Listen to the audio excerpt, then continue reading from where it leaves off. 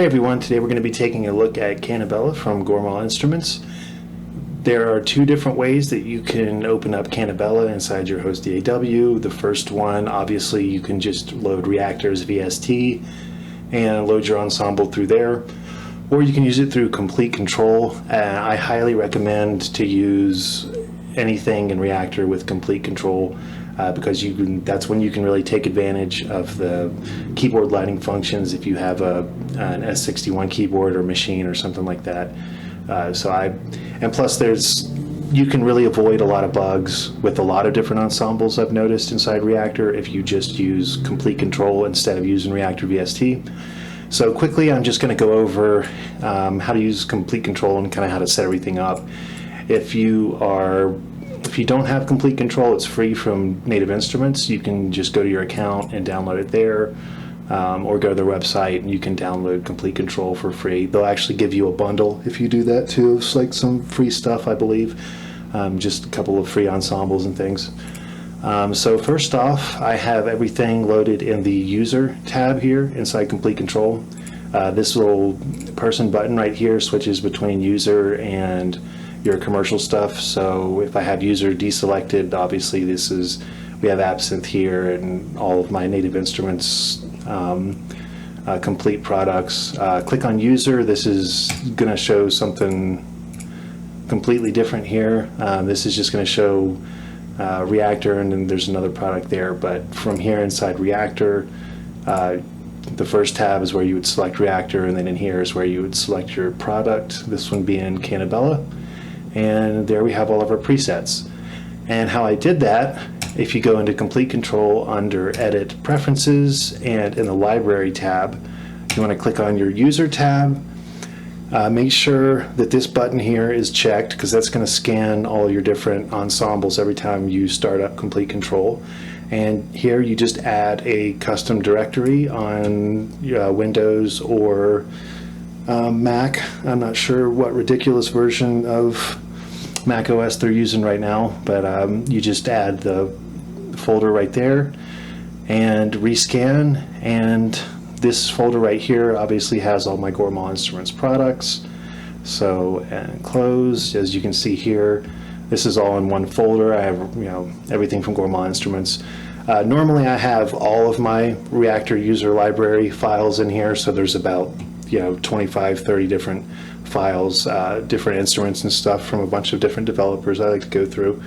But for now, these are just mine. We're just going to focus on Cannibella, and that's how you can set everything up for there. A lot of people do have some issues with that, I've noticed, mainly being with the Native Instruments products. And I can tell you from experience, if you go back into Preferences, your plugins directory right here is 90% of the problem if you're having any issues with your Native Instruments stuff. Your locations, there's going to be some locations on here that Native Instruments does not use anymore, so you have to delete those locations. So you can kind of take a glance at my machine here and see pretty much everything you're going to need. But that's separate from Cannibella. That's just a side note of something I've noticed from a lot of different Complete users that they run into that issue. Okay, so, and just a few little interface things with Complete Control. This little magnifying glass right here is going to be your browser. I typically go through my browser here. Whoops, we're not on User anymore. So I typically just go through the browser here. Cannibella is set up. I have everything tagged with the type before what kind of the tag goes before the preset name. I notice it makes it easier. You can use the different types up here to select what different types of stuff that you want. But I've just noticed it's easier just to put a label before it. So basically, you can browse through sounds that way, or you can click on the plus button, and this will minimize the bottom part. This is kind of a little miniature view of it if it's taking up too much space. And another thing, if you go into View, under Options, go into View, Edit View, and this will show you everything, your normal Reaktor layout. So at this point, we're pretty much just in Reaktor and not really even paying too much attention to Complete Control. I like to work like this a lot. This is, to me, it's just like I'm I'm working inside Reaktor, but at the same time, I'm safe knowing that I'm in complete control, and I'm not going to have any bugs, like if I save and then open up a project or something like that. And if you want to get rid of this edit view, you just click the plus once, click it again, and you can switch back between these two views. Okay, so now we'll get into the synth design.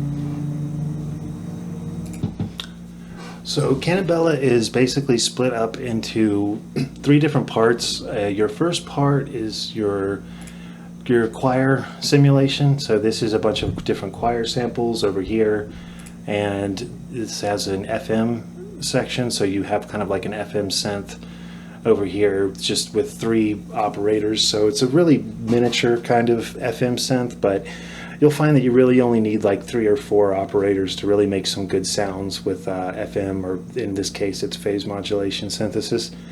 And at the bottom we have a ambient sound, not generator, but it plays some ambient sounds. So so we're going to go into, first of all, we want to get into a default view. So we're going to go to edit view and look inside Reaktor.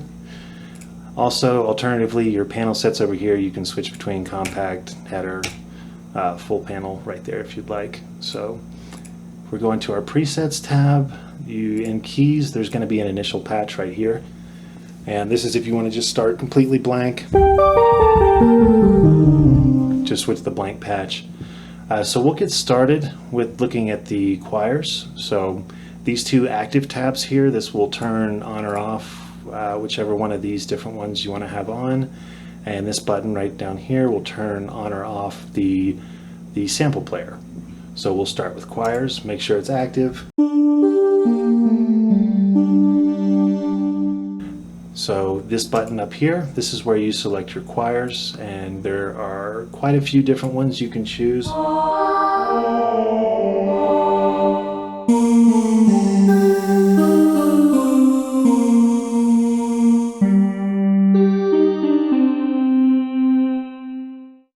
Soft U female is definitely one of my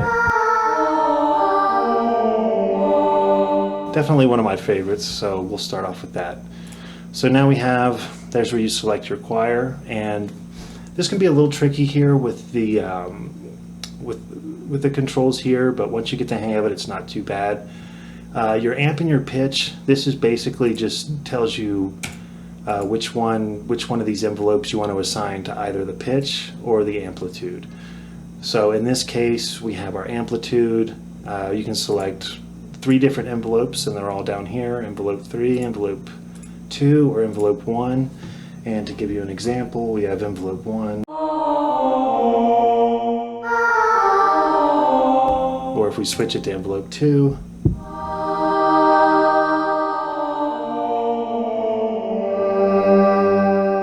envelope 3,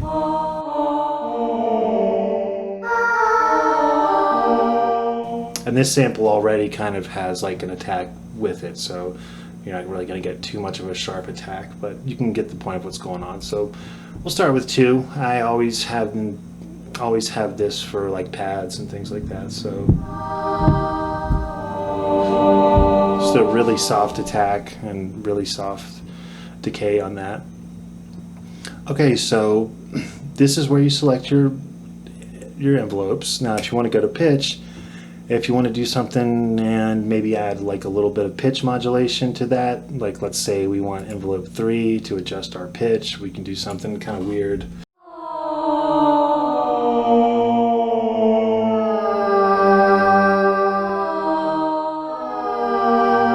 And your amount knob up here is going to control how much of that, all the way up to 1 octave. And this is not set in exact semitones, so you can get in between notes too. It's very fine tuning in here, but it does go up to 1 octave. Just keep that in mind, and if you have it set all the way down, of course, it's not going to affect it at all. So we put it up to like 1 octave. And do something kind of interesting, move this over.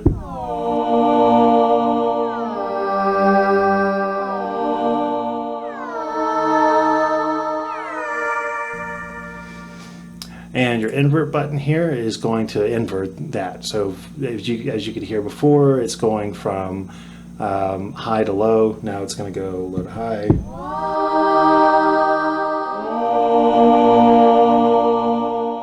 You can do some really interesting stuff with that.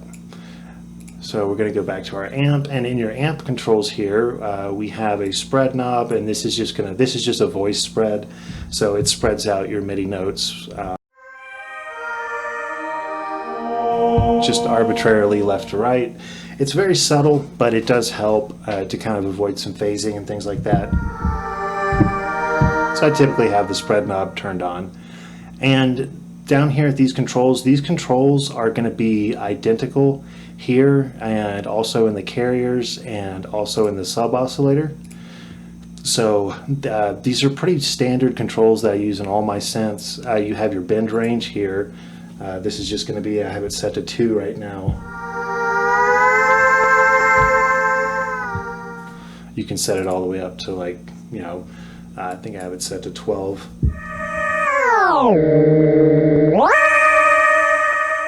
I generally have it at 2. I'm a guitarist, so I typically have a bend range set to 2 semitones, just the guitarist in me. And pretty standard controls here. Your octave is gonna just your root octave of whatever you're playing.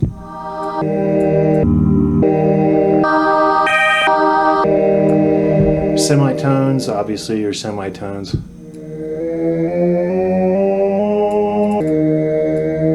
And your fine tuning.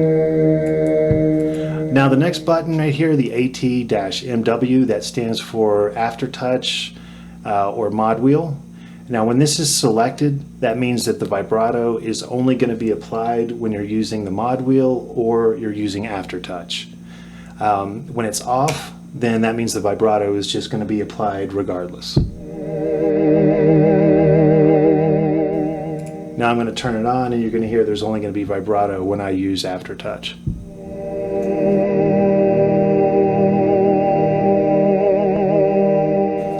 And this is the amount of the vibrato and the speed of it, so you can do some.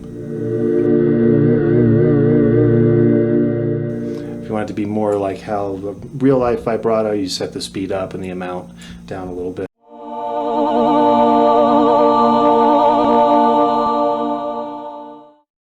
So that's pretty much all there is for the controls in here, and we'll get into the envelopes now. These envelopes are made by Eric Weigand at Native Instruments. I'm not sure if he's still with Native Instruments or not, but Eric Weigand made a ton of stuff for Reaktor 5. There's a whole lot of macros in there that he used, and my favorite are these multi-breakpoint envelopes that he made. Now I have heavily modified this over the years, so it's really different than what he initially made, but everything is pretty much there. I've dumbed it down a little bit because there's a lot of stuff that didn't really need to be in there for my sense or anything, and there's a lot of things that were made for Reaktor 5 that didn't translate well into Reaktor 6, so I've taken some of that out and put that in here. So these envelopes are really cool. If you've ever used Absynth, these work pretty much like Absynth. So what you can do is, now just anywhere, if you don't click on any of these breakpoints, just click anywhere on here and hold and move down to zoom in, hold and move up to move out, double click to zoom extents. And you're going to be using that a lot, and you can also drag left and right while you're holding down your mouse button. I'm not sure what it is on Mac, but on PC it's going to be left. So you can grab any one of these breakpoints, and your ruler down here too is going to also be able to pan with your ruler if you select here. So what we're going to do with this, just to get an idea of what it does, we're just going to move this, and this is going to be just your regular ADSR envelope right here. So this is going to be your attack phase, your decay, your sustain level right here, and then your release. And this is just a basic envelope at this point.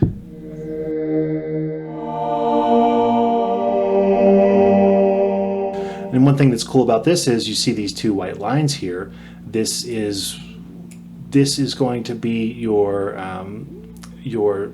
sustain phase. So what you can do, you can right click anywhere, and then this creates a loop anywhere in between these right here.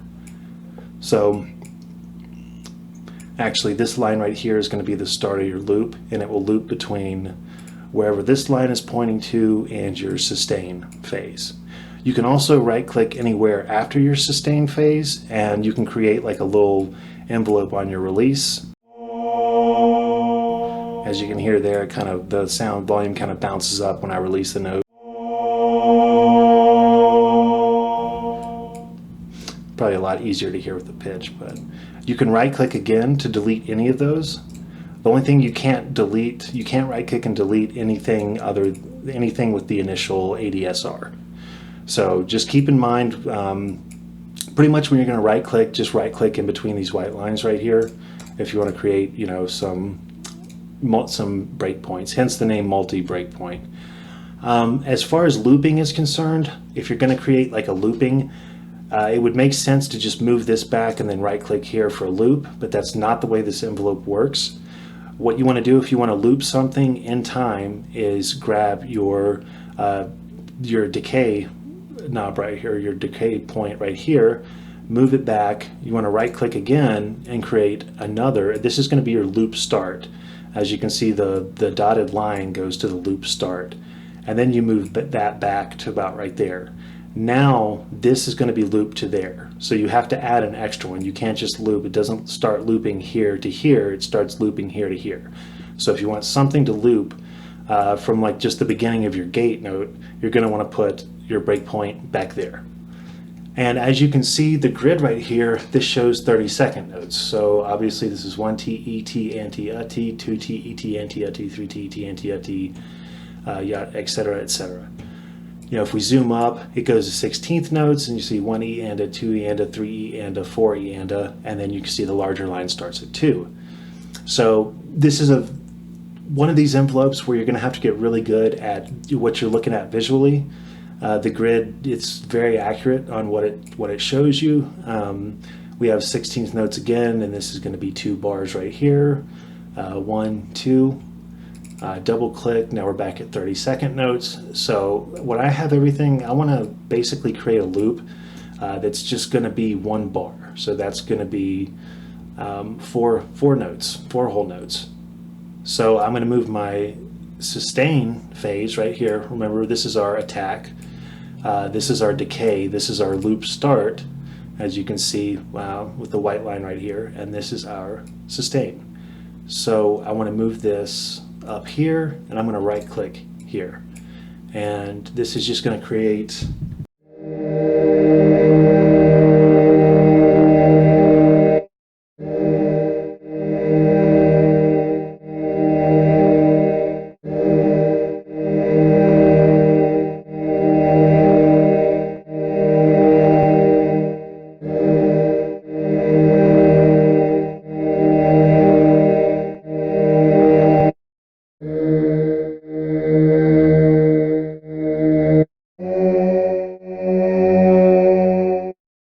okay, so as you can see right there, it's looping these right here. So we're going to do something a little more interesting than just that. So say if we want to do something a little more rhythmic, we can go here, just keep right clicking. I do this a lot. You can create sawtooth, just little sawtooth things right here.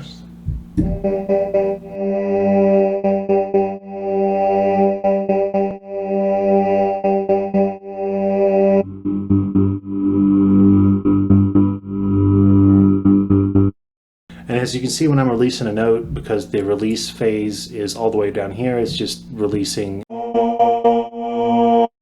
immediate releasing. You can adjust your release phase without that affecting the loop.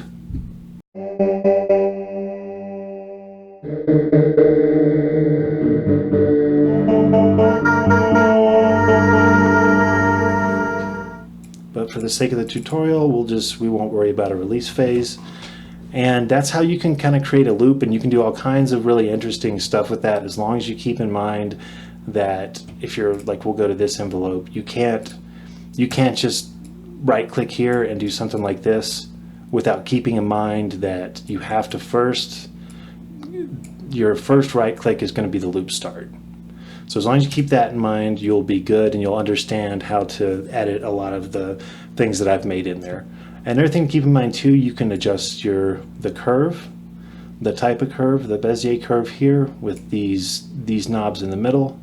If you want something a little sharper, a little more staccato, or a little more forte here, you do something like that.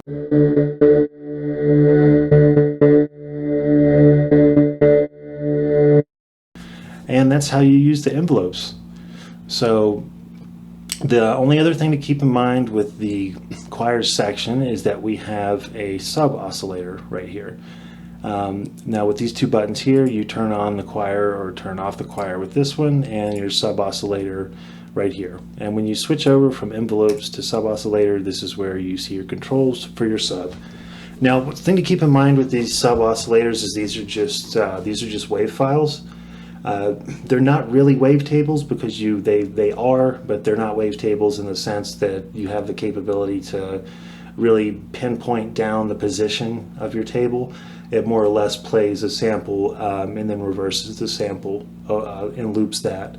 And this is really made to be complementary of everything else in the synth. This is not made to be played on its own, the sub oscillator section, and it sounds better when it's just it's maybe like an octave lower than your choirs or an octave lower than your phase modulators.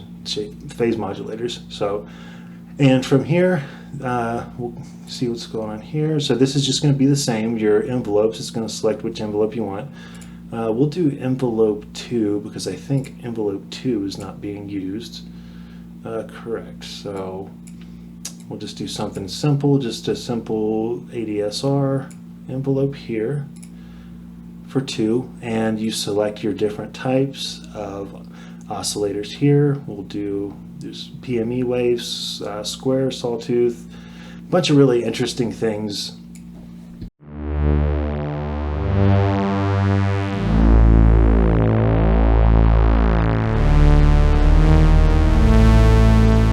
And these are going to sound really good, like I said, complementary to what's going on with everything else in the synth, and that's why it's, you know, hint the sub oscillator. It's not really made to be played with really high notes because it's just not going to sound the same because there's some modulation going on inside the sample, so it's not going to sound right if you. But do whatever you want to do. I'm not telling you what to do, but this is just what it's designed for. So we're going to do like a Vosen. And again, all these tuning knobs and vibrato are the same thing we went over up here. So we're going to go back to our choirs. We'll turn our choir back on and see how that sounds.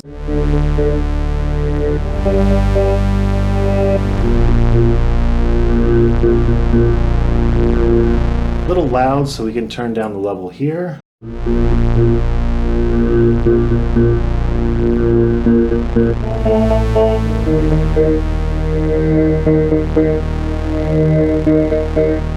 And I kind of want that to be not so male, so I'm going to turn the octave up.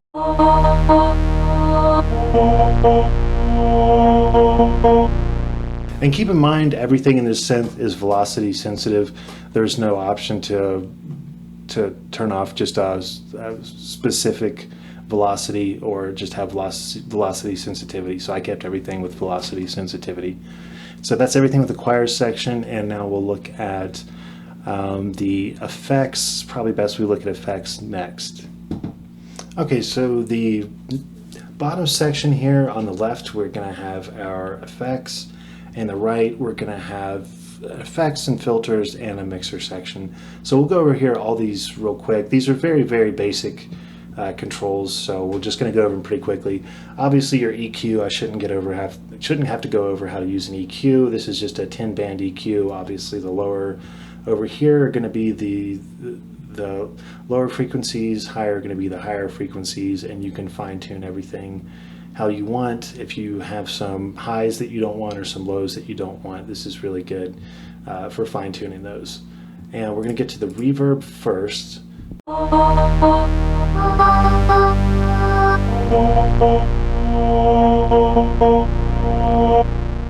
So Keep in mind with any of these effects on the mixer over here, they're not going to work unless you have your reverb turned up or your delay turned up. These are send effects over here. They're not going directly into anything. And I did that so you can have individual configurations of delay and reverb. Like say on your FM synth over here, you only want to have delay, you don't want to have reverb. And on your choirs, you want to have reverb, no delay. That's why I did that. So everything, all the controls here are pretty cut and dry. This is a metaverb. I'm pretty sure Stefan Schmidt made the metaverb. I always credit him for doing that. I've seen metaverb in like 100 different ensembles. I've used it in mine, and it sounds wonderful. I really like that reverb. I did make my own reverb, but it just doesn't sound right with this synth. So I've taken that out and replaced it with metaverb, and it sounds 100 times better. So metaverb is really easy to use. Obviously your mix is going to be, I turn the mix all the way up, and here we're going to turn the reverb is about like 75%, so that's going to give us a really good reverb sound.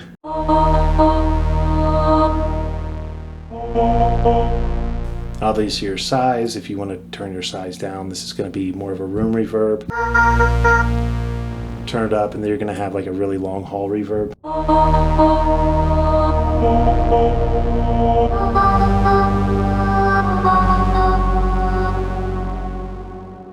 And your low pass, turn this all the way up, and you're going to have all your high frequencies going through your reverb, so you're going to get a very high reverb sound. Turn it down, and it really eliminates those highs, hence the low pass filter. And your high pass obviously is just your high pass filter going over your reverb.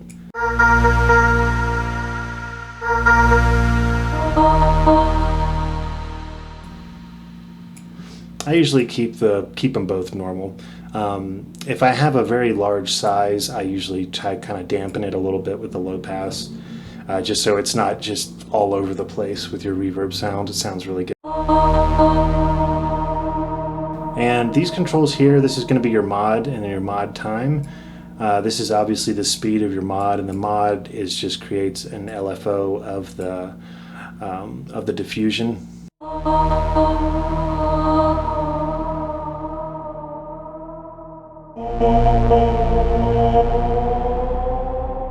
As you can hear in the background, you can hear a little more if we turn the low pass up. And that's the amount of your mod. So you can do some really, really neat sounds with that.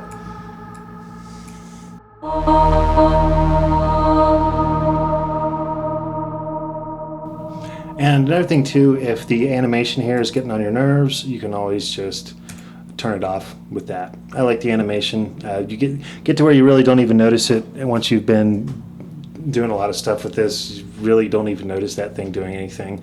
It's kind of cool, but yeah, it gets to the point where you don't even know it's there.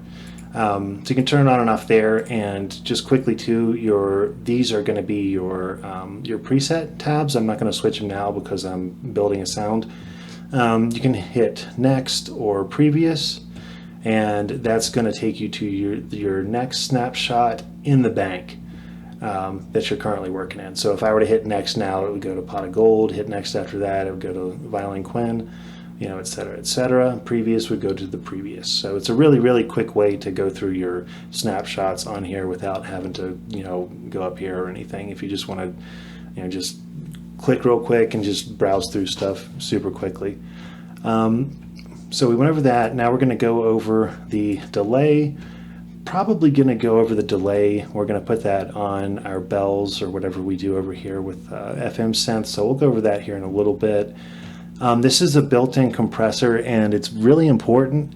This compressor really, really does help. It compresses everything before it goes into the effects.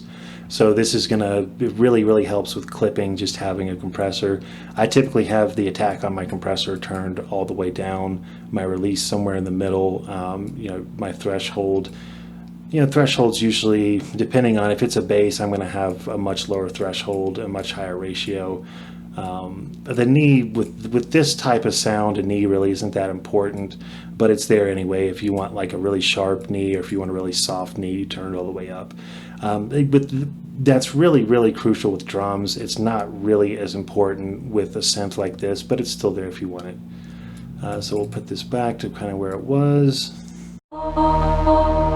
And you can see with the bars how much it's actually compressing with the sound. Like here it's not, it's only kind of cutting off like those really highs, but if I, you know, turn my threshold down, you're gonna, it's really gonna squash that sound a lot more. Now the filters, this is a filter on a synth like this. Generally, you don't need a filter on a synth like this, but it's in here. If you do need it, you can select your different types here. And this is just from the Reaktor user library. I'm sorry, not user library, but the built-in macro library inside Reaktor. This is just a standard VC synth. I believe this is the VC. You can select a low pass, band pass, high pass, or notch filter. We'll just do something with the notch here, and as you can see right here, you can, you know, go through your cutoff and then your resonance, obviously. So with notch, we don't need to do anything crazy.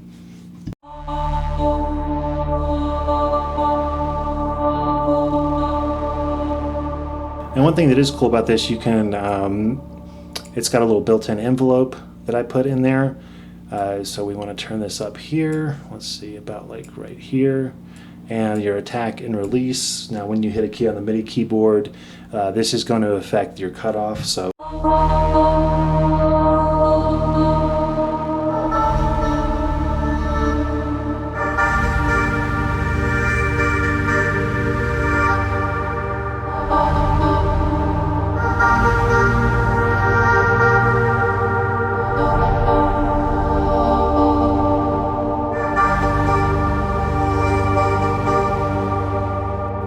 hear it a lot better with the just regular low pass.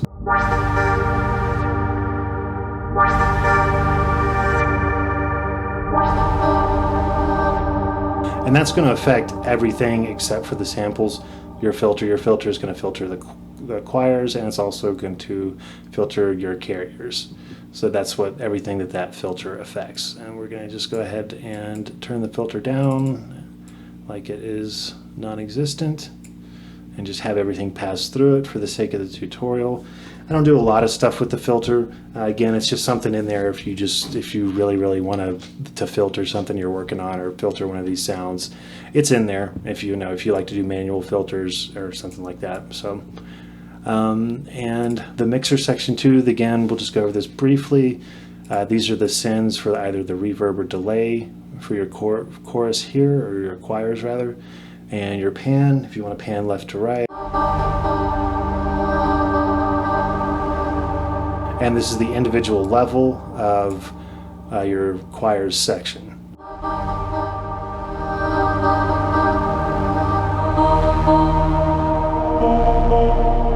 And it's the same thing here with the synth, which is, you know, your phase modulation. And that's everything down there. So now we can get into the phase modulation part. Okay, so the phase modulation part is a lot of fun. As I said before, this is a standard, it's a standard kind of FM phase modulation synth. Both of those are very, very similar. Frequency modulation, phase modulation. This is phase modulation, which is similar to a DX7. So there are 3 operators, and they don't self-oscillate. It causes way too much CPU to self-oscillate these. So I did not have a self-oscillation option. Basically here, your carriers up here, these are all labeled. These are going to be your 3 different operators here, and each one of these operates very similarly to how your choirs operates as far as your controls on the bottom. And you can't see now, but all these controls are different for each one. And it's going to be the same with your envelopes. You have 3 envelopes here that you can route to either the pitch or the amp of each one of these operators. And we'll start with the first one. And your matrix tab here is going to be your FM matrix. And as you can see, this is 1, 2, and 3. They're labeled with symbols because it just looks cooler for literally no other reason than that.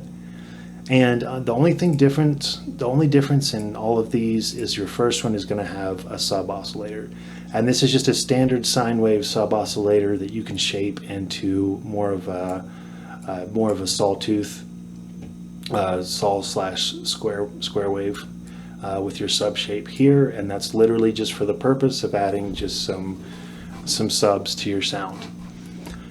And the FM, this is your matrix. It's a really easy matrix to use. You have 1, 2, and 3, and everything's labeled. So this is going to be how much of 2 goes into 1 or 3 goes into 1. This is how much 3 will go into 2, or 1 will go into 2, 1 will go into 3, 2 will go into 3. And you can individually pan and set the output for each of these. So one of the things it's really good about this synth, and what it's really better for than anything, is to have a choir on top of like a bell synth, hence the name Cannibella. It's really best for that, is to have like one hand playing like chords with a choir and the sub oscillator, and the other hand is playing like a lead line with your phase modulation synth. So we'll start off with the first. As you can see here now, the first oscillator the first operator rather, is turned on. So we're just going to turn that off, activate it. Turn the reverb off so we don't have any reverb. So we're going to turn the octave up. And pretty dry, pretty cut and dry. So if we turn our sub on, you can see that you can get a sub sound. And that sub oscillator is not tied to the FM of anything. So anything you do in the matrix isn't going to mess with the sub sound other than the octave or any of these controls here. So we're going to turn that off for now, and we're going to have kind of a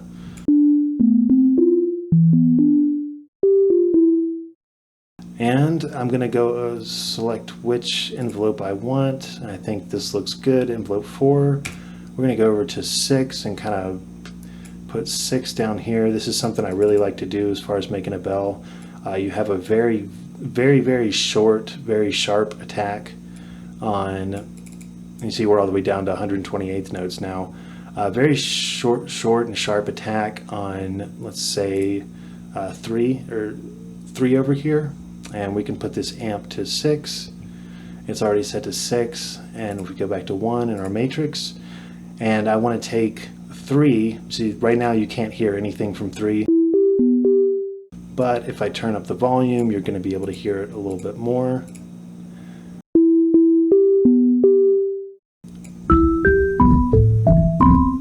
So you can hear the difference in the two. So oscillator or operator 3 here, you're going to be able to hear this really short envelope, and you can hear in 4 here, which is operator 1. We have a much more ringing, and there's a little bit more. We're going to turn the release phase on a little bit more too, and that sounds pretty cool by itself. But I want to take 3 and mix that into 2. So we just look on our chart here, and we can see we want 3 to go into 1. Turn that up a little bit.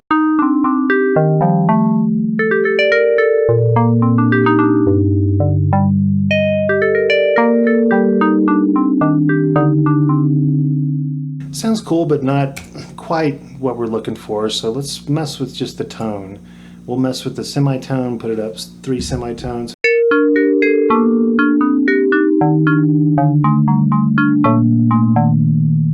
And that sounds a little bit more like a bell.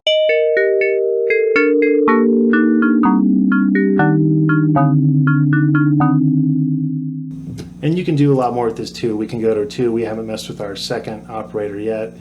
And let's say for this one, we want to set that one to 5. 5's not really being used by anything. And we can do something kind of neat like this. Maybe put like kind of like an envelope that matches our choirs over there. So we're just going to do something like this maybe. Go to our out, turn it up a little bit.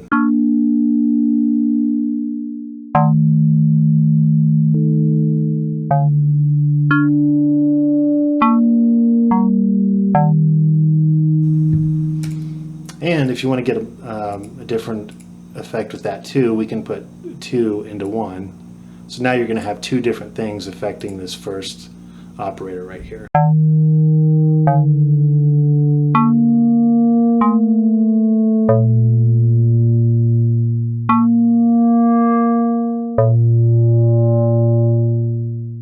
And let's see what our octaves are at. So maybe turn the octave on that.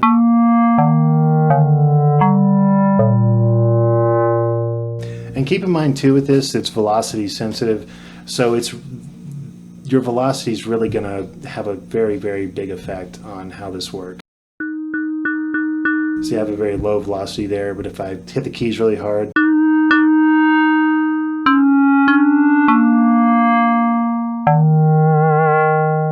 and of course I have my aftertouch set on, that's why you're hearing the vibrato.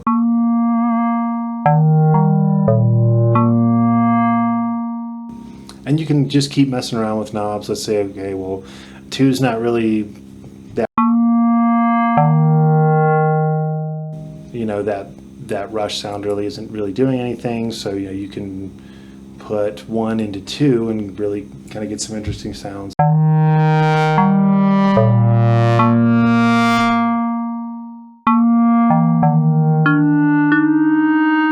It's the same thing here. You can go to your pitch even. Now if I'm on 2 and I want my pitch to go to envelope 4. I think that looks good.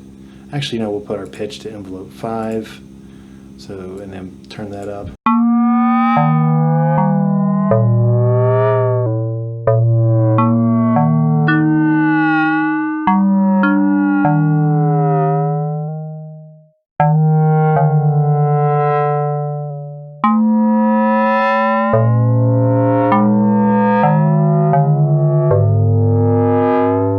Now you can get some really, really classic kind of FM sounds by doing that. And the thing to keep in mind with this is this can be a little tricky to to keep track of what's going on with the interface. Once you get used to it, it's really, really, really easy to use. Just remember your amp and your pitch.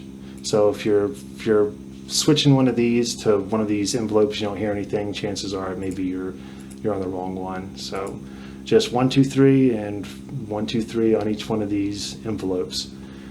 So typically the way I like to have this kind of set up, since there's 3 envelopes on either side, with this one you can kind of have 1 envelope for your choir, 1 envelope for your sub-oscillator, and 1 envelope for your pitch. And with this, the pitch here, whatever amount this is set to, it's going to go to both the choir and the sub-oscillator, because so keep that in mind. All the fine tuning and stuff is individual for both of these, but your pitch, whatever you have that set to, that's going to be the same for both of these. So I forgot to mention that before. And your pitch here, it's individual for each one.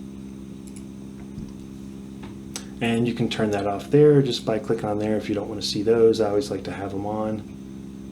And we'll go back to envelopes here. And another thing too, each one of these, if you go to your amp tab, it's going to have a built-in chorus, so you can turn on your chorus and adjust the depth of the chorus right here. It's just a real simple chorus. The 4th tab over here is your envelope, so this does have an envelope to it.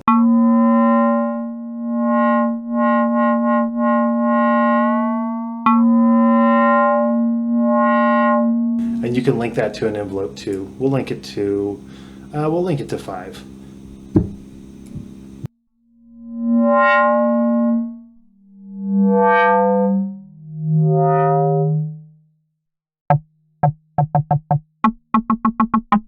So you're not hearing much now because 6, there's hardly anything going on with 6. turn to 4.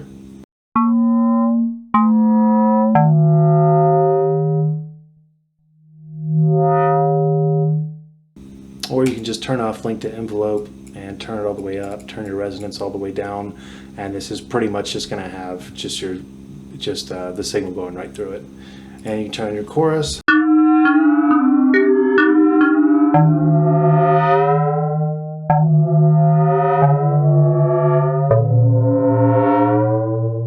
And going back here, I don't necessarily like that pitch on this particular sound I'm designing here, so we'll just turn the pitch off. And remember, to turn the pitch off any of these, it's just your amount knob. Go to here and check to make sure the pitch is not turned on for any of these, and it is not.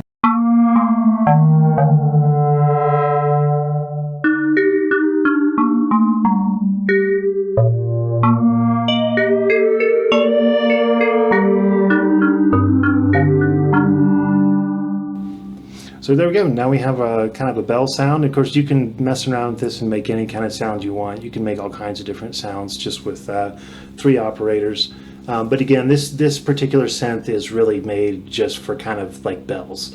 That's what it's going to be really good for. It's just the theme of it and everything. So, and finally, we can look at how to add. We're going to kind of bring all these together, and we're going to add kind of a background to it.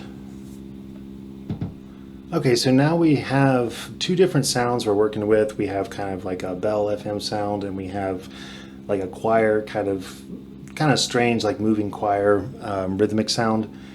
So this bottom section right here, if you're familiar with older versions of Cannabella, this used to be on like its own window in B view. I found it's just a lot better to have it down here like this. It just makes the workflow a lot better. And this is really simple. This is just it's just plays samples. That's all it does. And these are different backgrounds that I've made. Just different little things I've made in different DAWs, just different layers of sounds to kind of add some ambiance to it. This is 2 different sections. There's trinkets, and you will hear what trinkets are. It's real simple. Just click the Enable Trinkets button, and this adds, they're just like little sound effects to add for each of your keys.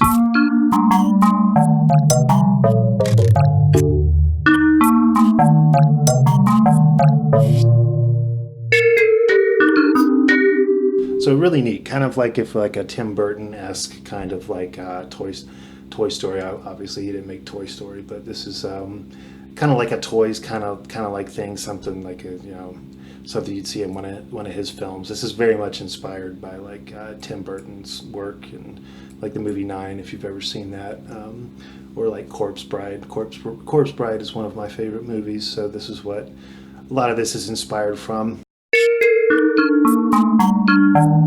Kind of the sound you're going for there. This echo is just a really quick and dirty panned delay, and this echo effect goes to the backgrounds and the trinkets.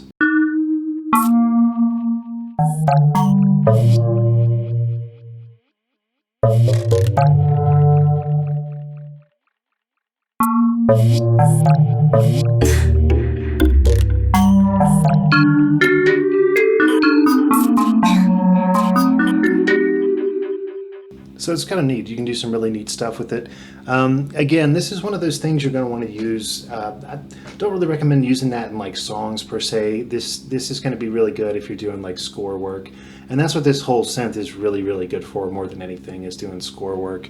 If you're doing like a video game score or like a film score or something like that, that's what it's really going to be good, like combining all these things together to make like one big sound, not necessarily like just a sound that's going to complement something in just a normal song.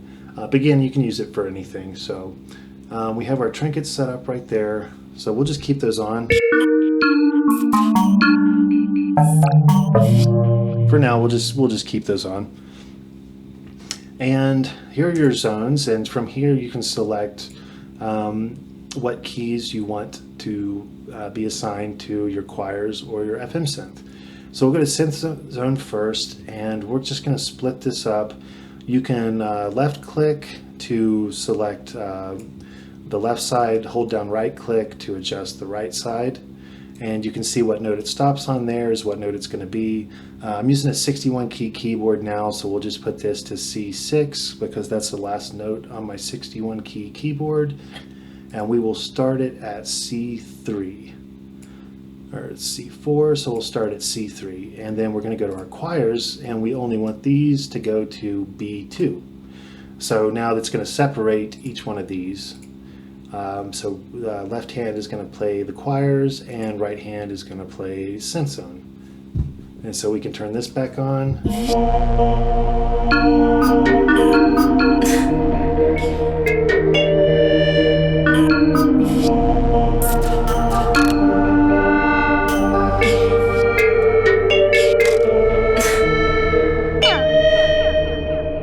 Still not 100% there.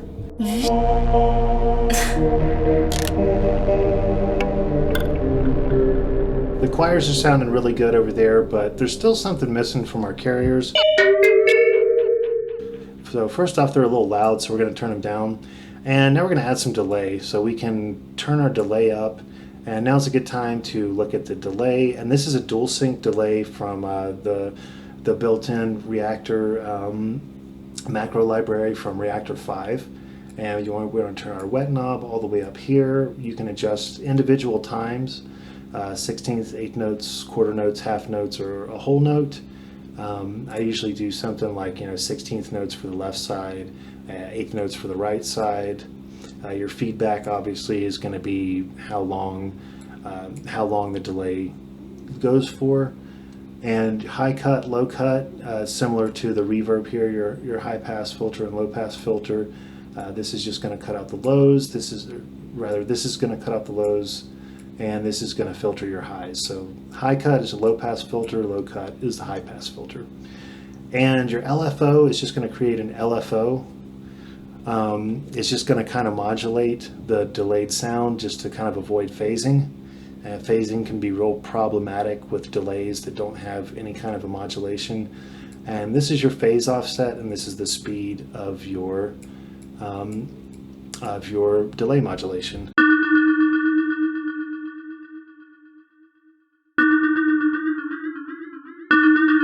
You can really hear how crazy you can get it to sound. Turn it down like this and maybe turn your LFO amount like that. More of a phase offset.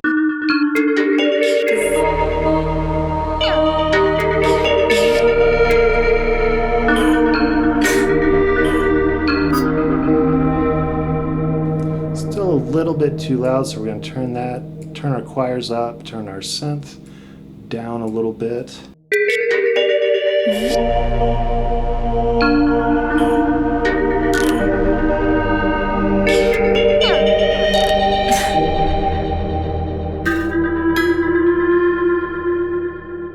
Hit a wrong note, but you get the point.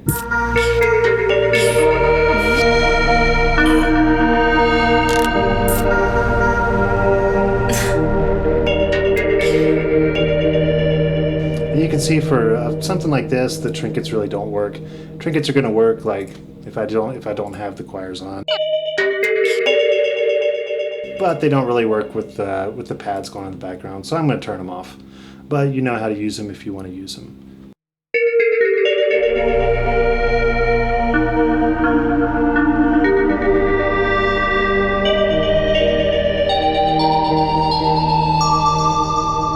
And that sounds about 100 times better without those on for this particular patch. And so finally, we're going to blend all this together. We're going to put some background noise or music, and we can turn that on here. Turn the level down. Now you can select through a whole bunch of different tunes here, and each one of these is going to be a different background playing. Some of these are really, really cool, like something like this. I don't know if this fits the sound we're working on.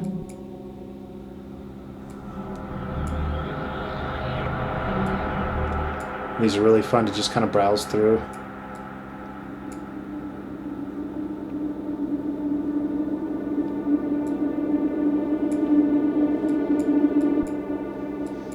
Maybe something with some rain. I think some rain would sound good with this.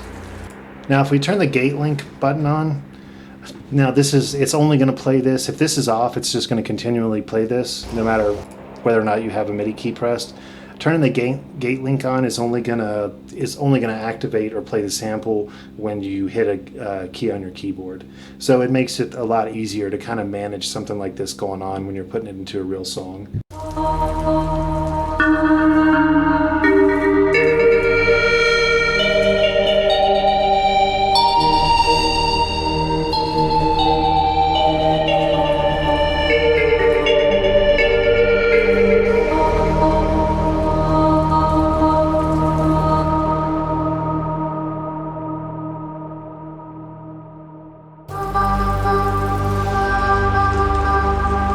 Or turn the pitch down. This goes up an octave or down an octave. And double click, and that's just going to be your bass octave. Another thing to keep in mind with these tombs is these are all, if it says tomb, then it's just going to be like a background effect. But over here we have some tones. And the root tone, the root note of all these tones, like here, root C, it's just going to be C, except for like one of them. It's actually like a B. Now something like this, now it's just going to play, that's a C note playing on that. So that whole sound is just a C note. So it's going to sound right if you're playing in the key of C.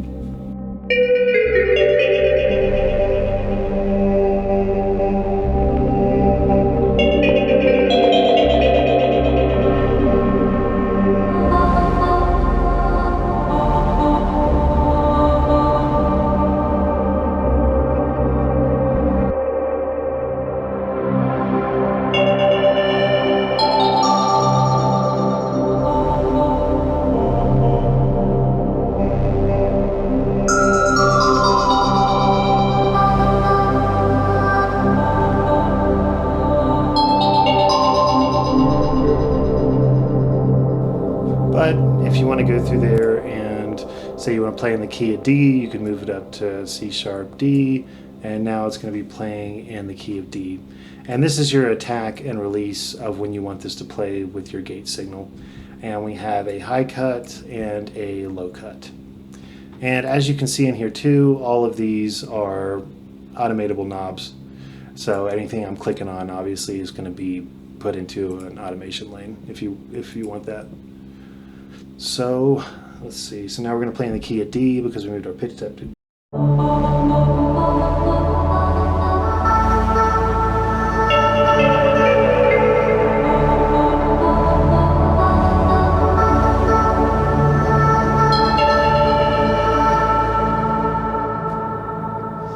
And again, use these at your own risk. You can replace any of these if you want to. They sound really good at C, but if you start getting up into some of these high notes, then it's just going to be a play-by-ear kind of type thing. But for now, we're just going to go back to the rain, and we're going to put it down to, where was it?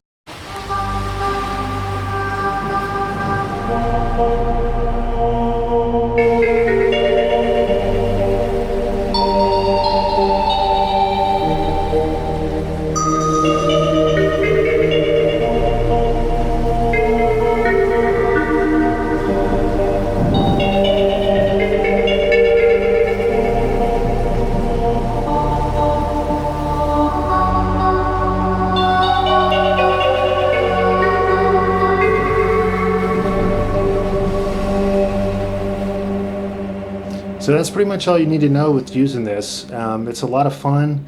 There's a ton of presets to go through. I just added a new expansion here, so there's some really cool stuff. And we will just say goodbye to that patch I just made.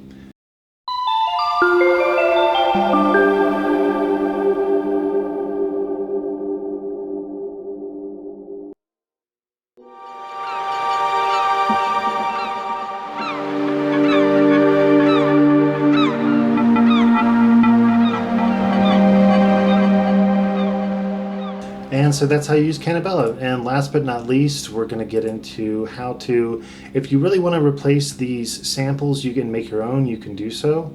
Now, don't do this when you're inside, when you're using Reaktor or Complete Control for a song. Open Reaktor and standalone if you're going to do this, and be sure to make a copy of the ensemble if you're going to do that. But right in here, you can see we have our. See if I can fit it on the screen. Actually, we'll do this. Go to Compact, and now you can see everything. You can see our sampler. If we go into Edit mode here, and you can replace any of those. So you can make your own samples here. We're going to go to, just click your sample editor, go into textures. Textures are what these are called, your the samples playing. And go to waveform. And just right click and replace, and you can replace any of these that you want. Just make sure the root key is the same and the low and high is the same for each one of these. And you can replace that with anything if you so choose to do so, but I think it's really nice being able to hear what everybody can do with just what's built in. So thanks everybody, and I hope you enjoy Cannabella. Bye.